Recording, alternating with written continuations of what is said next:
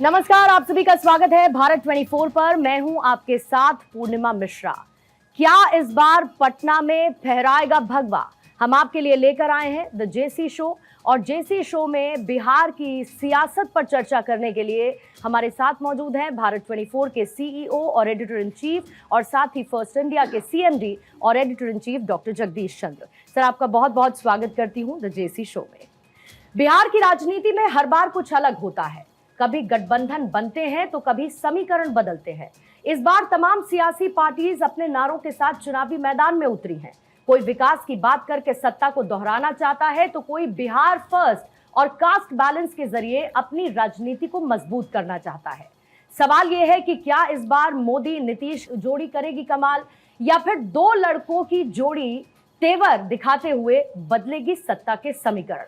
ये तो आने वाला वक्त ही बताएगा, लेकिन उससे पहले बिहार की सियासत में छाए मुद्दे राजनीति को किस दिशा में लेकर जा रहे हैं, आज इसी को समझने की कोशिश करते हैं। पहले सवाल के साथ सर शुरुआत करती हूं, क्योंकि इस बार द जेसी शो की हेडलाइन हमने रखी है, क्या इस बार पटना में फहराएगा भगवा? इसके मायने क्या है? इसका दो टूक मैसेज ये है कि बिहार नरेंद्र मोदी और अमित शाह की गोद में है।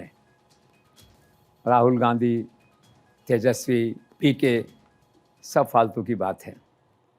थोड़ी बहुत दिलचस्पी पीके को लेकर के थी कि नरेंद्र मोदी अमित शाह की कार्यशैली को समझते हैं, गहराइयों से उनकी स्ट्रैटेजी को जानते हैं, तो शायद कुछ नया करेंगे, कुछ बड़ा करेंगे। लेकिन नरेंद्र मोदी के सामने वो भी फेल।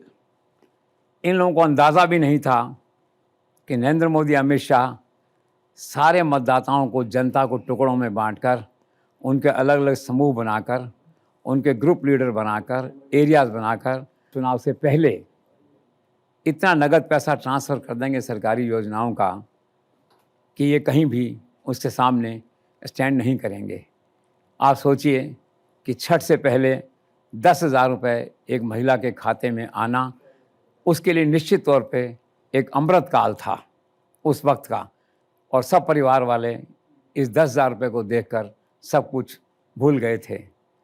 नरेंद्र मोदी पहली बार इस मिथ को तोड़ देंगे कि नीतीश कुमार के बिना पटना में कोई सरकार नहीं बन सकती। मार्क माय वर्ड्स, 14 तारीख को आप देखेंगे Bhajpa will emerge as the single largest party. With JDU, it will form the government. It will have its own chief minister.